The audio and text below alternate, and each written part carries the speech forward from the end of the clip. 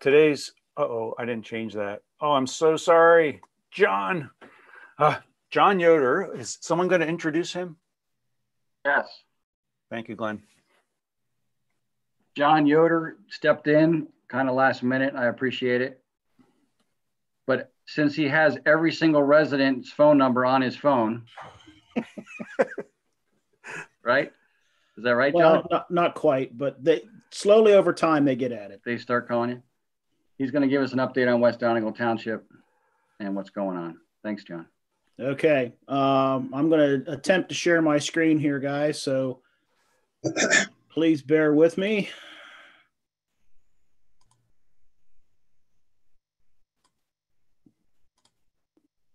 Does everybody see that? Does it say West Donegal? Yes, sir. Okay, here we go. So you all know I'm the manager of West Donegal, so I won't say too much more about that. I just to kind of recap West Donegal Township. Here's the map of the township. The red line is the boundary, so you can see where we are. Some new information from the last time I presented. We now have 63 miles of roadway. That's up a few, and as the last two developments progress here, we anticipate going up a few more miles.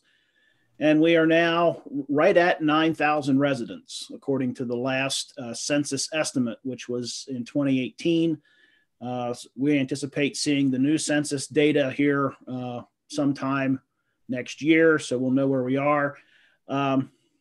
Interesting fact of all, we have a very high percentage of township residents who are over 65 as compared with other townships, as you might imagine, because about 1,900 Masonic Village residents live within the township. So that does tend to skew our age older, significantly so than the surrounding townships. Speaking of yeah, go ahead. I'm going to make a suggestion. We're seeing your current slide, your next slide, and some notes. So I don't know if you want to just hold on a second. One, because this way it'll be larger and I don't have to put my face so close to the screen to see it. Hold on. I need to switch screens. Let me switch it under display settings. Is it under display settings? Yeah.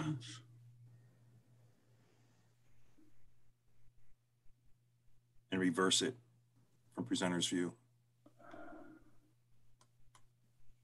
Whoops, that's not it.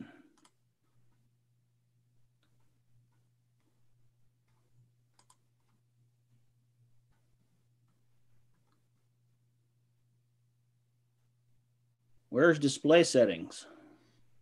Under your presenter's view, where you have this next slide coming up.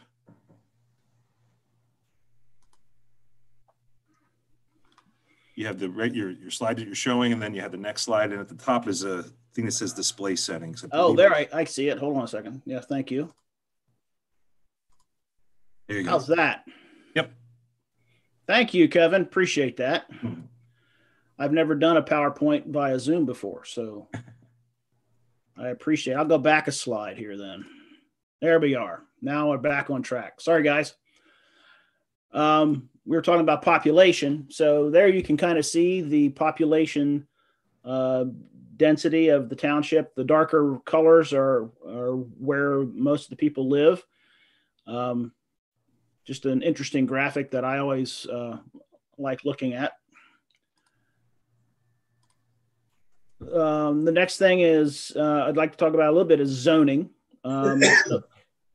You can see the map of the township. All the really light green is agricultural, and right in dead center of the township, the big blue blob, if you want to call it that, is Masonic Village. And then the yellows, the orange, and the brown are mostly of our residential zones, and the pink and salmon color and the gray colors are all commercial and industrial land. So you get a pretty good idea about how land use is spread out across the township. Another really interesting graphic that I like is preserved farmland. So every red block you see in this map is a preserved farm, which means it's an ag preserve, which makes it very, very hard for it to be developed. And as you can see, probably somewhere over a third of the township, or close to a third of the township, is in preserved farmland, which I'm pretty happy about. I like that. The township's going to retain that character, and there's no large push to change that, and I feel really good about that. We do have some residential developments that are still underway, or still working.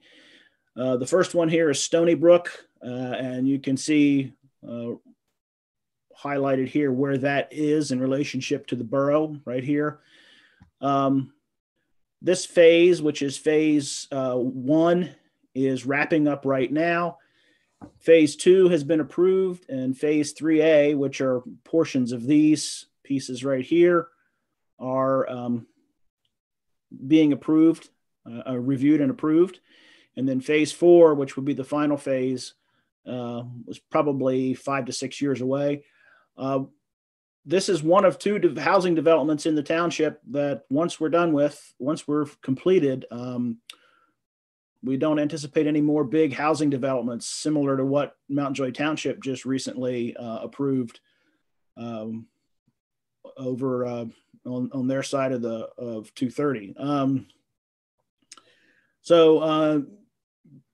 Given this and the next slide, which is Bishop Woods, which again, Bishop Woods phase 1 and 2 are almost 1, 2, and 3 are almost complete. And then phase 4 just got started. This little portion of phase 4 is starting, and this is soon to follow. Once these 2 developments are done, there's no more large scale residential development slated for West Donegal. So that's a double-edged sword. One is it's nice. It retains the rural character of the township. We're not going to get overbuilt, etc. But that also means that the tax base is going to at some point plateau, which as a township manager and administrator, that's something I think about long term. Is as the price of everything goes up, if the tax base doesn't grow, then at some point the tax rate has to grow. So it's something that it's the dance we do every year. In fact, right now we're in budget season, so we're working at that. And on Monday night, we anticipate approving our final budget for 2021 to be advertised. But that's always the dance we do every year: is where are we going to raise taxes? Are we not going to raise taxes? And once your tax base stops growing, that's tough. So the borough faces that situation right now. The borough's kind of developed out. So for them, an increase in the size of the tax base is not very possible. So we face a situation in the township then that's going to be very similar to the borough, probably in somewhere in the 10 to 15 year time frame, where not a whole lot of new development is going to occur. So just something to think about for the future. The last thing, or one of the last things I'm going to touch on here, is the industrial park. And you can see some of the names that exist there.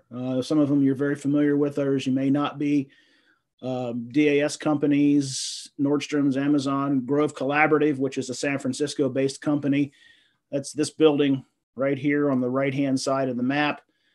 They sell all kinds of cleaning products, and especially focusing on environmentally sensitive and green type cleaning products. And this is their Eastern distribution, so we're glad to have them. Of course, this is Nordstrom, and this little building down here is where the Amazon distribution hub is located. Since this photograph was taken, this area right here has been constructed out now with 2 additional warehouses. The one in the front has a tenant called Aquabella who sells pool parts, swimming pool parts and equipment. And this is their Northeast distribution center. There's tenants proposed for some of these other spots, but they haven't materialized as yet. But the industrial park, for all intents and purposes, now is completely built out, which was not the case the last time I spoke to all of you. So what issues are facing us right now? Well, obviously, COVID-19 is the big one. As far as the operation of the township was concerned, it didn't really impact us more than for a period of time we had no general public in the building. If a member of the public had to come to the building, it was by appointment only, and then it was very carefully controlled. That changed back in June. We opened the building back up. We still have, masking requirements and social distancing, et cetera, in place. But the general public can now come and go from the building more or less as they did before the pandemic. Our meetings are from March through June. Our meetings were all live stream only. And it was at that point in time, it was just the supervisors and myself in the room. Beginning in June, we started limited public attendance. We do have the meeting room set up for social distancing, and we still continue to live stream via YouTube, but we do now have some general public back in our meetings again. And that we foresee that happening. Of course, for a long period of time, nobody knows what the event horizon is here on when this is all going to stop, but that's how we're proceeding for the foreseeable future. Spotted lanternfly, which I think everybody's very well aware of. Well, this time last year, we had not seen any or many at all in West Donegal. That has definitely changed. West Donegal now is fully engulfed, so to speak, with spotted lanternfly, and it's been just something that we knew was coming. Not much we can do about it except try and help residents understand how to protect their trees and how to eliminate the pests when they see them. MS4 continues to be an issue for us. This is the municipal separated storm sewer system. It's a DEP permit that we had to apply for. It's a 5-year permit. It allows us to discharge our stormwater to the bay, and we're working through the administration of that permit. Part of that permit is to do some stream bank reclamation projects to reduce our sediment load. So we're working on planning that out as well. That's something we have to get completed within the next 3 years. The other bigger issue that's affecting now West Donegal, the borough, and Mountjoy Township, as well as Conoy, is the Regional Comprehensive Plan. This is a plan that we, as a region, work on together. It needs to be updated every 10 years. We're now beginning the 10-year update, and it's basically a plan that we all agree to as how we're going to use the land in this region and how the transportation is going to work. So there's be a whole series of meetings in the coming year with regards to updating that regional comprehensive plan. I'm just realizing I skipped over one of the COVID issues, and that's been the reduction in tax revenue and its budget impact. West Donegal has been very fortunate in that our tax net revenue reduction was not nearly as severe as some other municipalities, particularly the more urban municipalities, got hit a little harder from a tax standpoint. The township is very fortunate in that the industrial park did not lose a whole lot of employment, and many township residents did not lose employment or were able to continue to work even if it was from home. So from a tax standpoint, we were minimally impacted. Our biggest impact has been real estate transfer tax and building permit fees because of the freeze on real estate sales and construction that occurred back in the spring. We don't think we're going to quite make that up this year. So that's an impact for us. So moving into our budget, we have tried to reduce our outlays, our expenses in a similar vein so that we stay balanced and not have to worry about trying to raise taxes or find revenue in other locations. So that's real quick overview of where we are right now. Before we started earlier today, we were talking about, taking phone calls from residents and that kind of thing. And one of the items that I really try and keep in the forefront of my mind is, as township employees, customer service needs to be a very big aspect of what we do. And I found this quote from Tom Peters that I really like because it rings true with a lot of my interactions. And it says, customers perceive service in their own unique, idiosyncratic, emotional, irrational, end of the day, and total human terms. And perception is all there is. And that's really the case. And this is something I try and keep in the back of my mind all the time, is that regardless of what I know, they may be feeling or knowing something different. And so I have to keep that forefront in my mind in dealing with the residents of the township. And some days that's a challenge, believe it or not. All righty. That's all I've got. Any questions? Yeah, John, you mentioned one of your responsibilities was helping residents know what they can do to protect their trees from the spinnered lanternfly. Can you talk a little bit about what we can do? Yeah, we have a whole section on our website with spotted lanternfly information.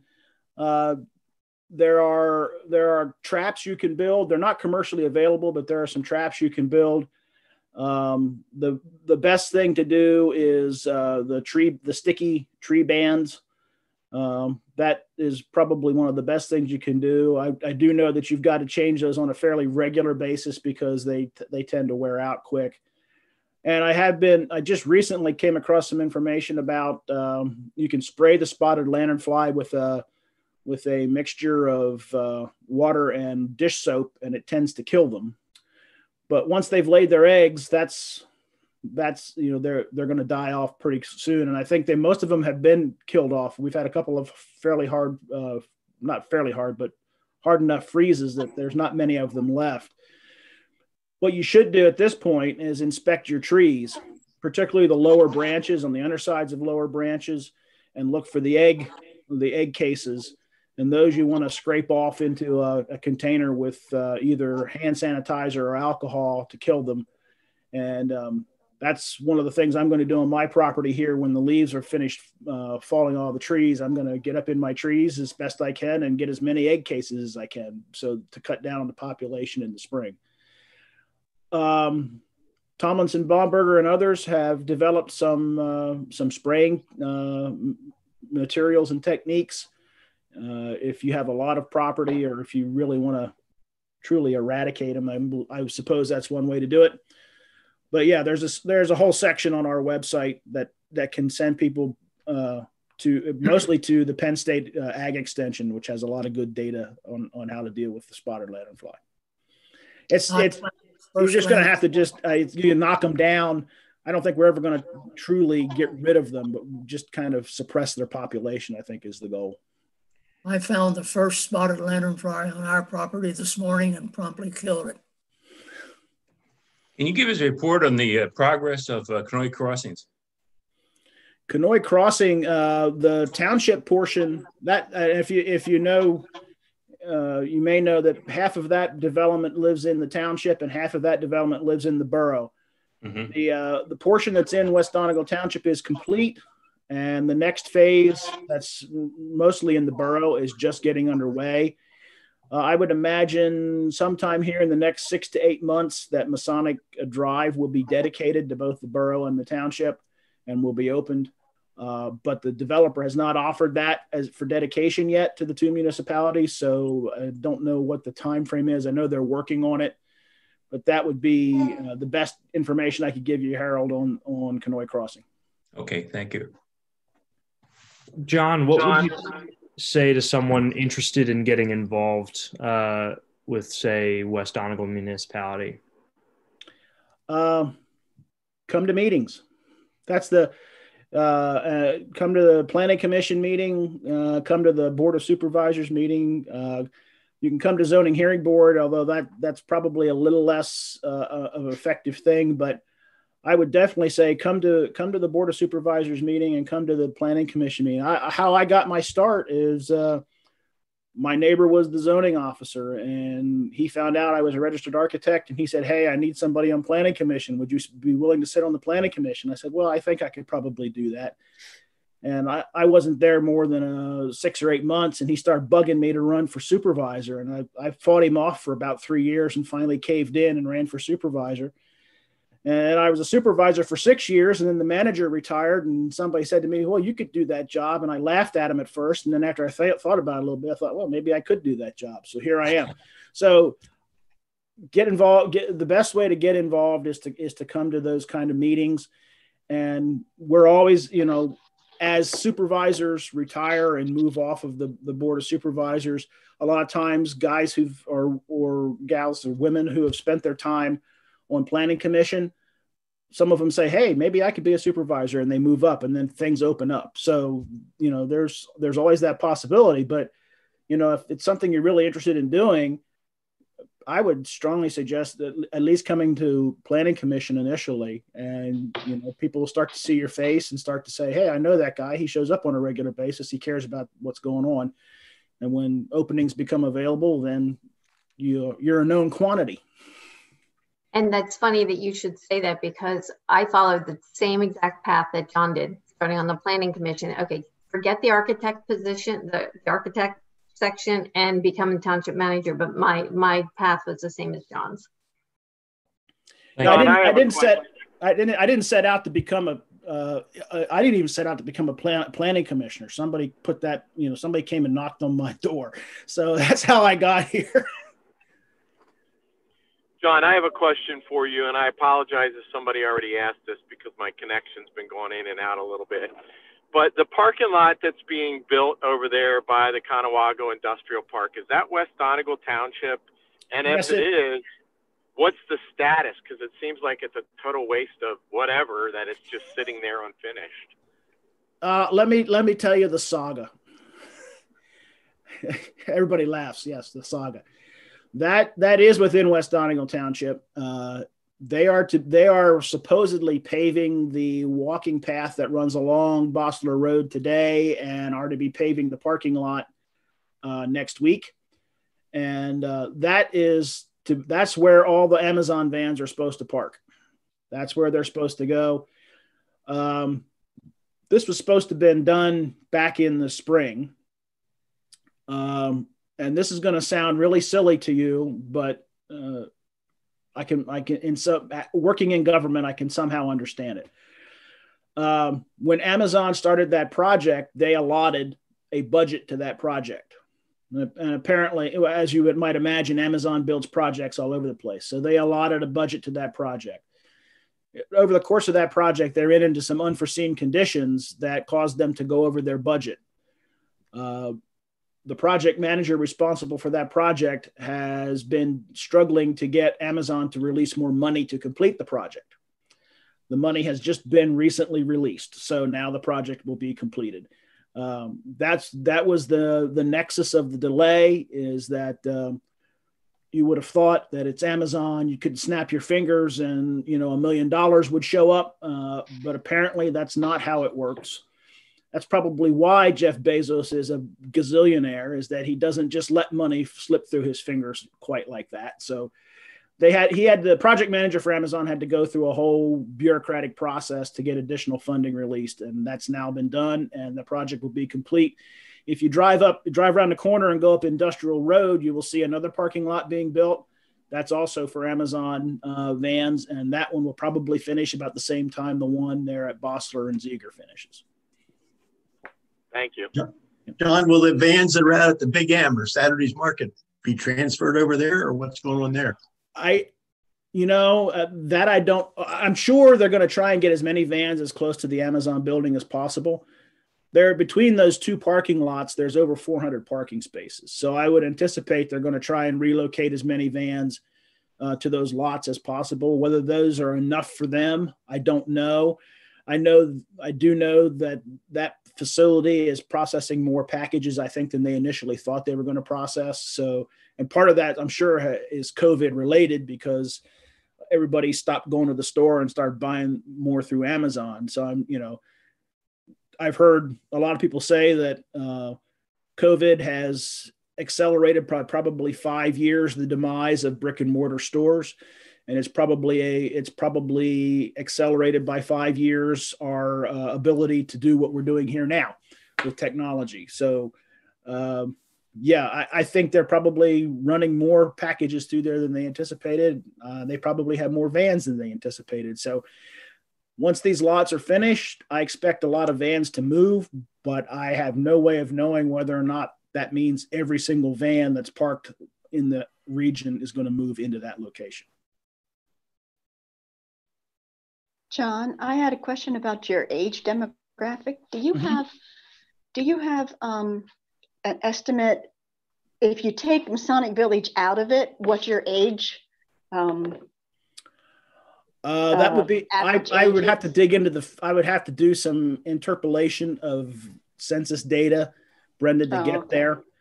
I would imagine it's very similar. I would imagine our profile then lines up very similarly with the borough and with Mountjoy Township, which has more like 17% of the population being 65 or older, not 33%. So yeah, the village really heavily skews our age demographic in the township.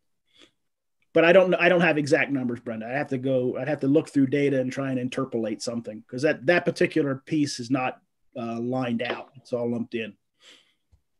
So what is the borough and the Mountjoy Township? Like what's the largest age group there when you said it's similar to? It's the largest age group in those municipalities are kind of the 18 to 55 group. The middle chunk is the largest. I think if my memory serves me correctly, and I have to go back and look, but I think typically the over 65 percentage is somewhere around 17% in the surrounding municipalities, generally speaking. Thank you, John. I'm sorry, Glenn, go ahead. I was just thanking John. I appreciate you stepping up to do this. No worries. I would like to see prison sentences for people who put their recycling out on 40-mile-an-hour wind days. There you go. We'll work on that ordinance for the township. How about it?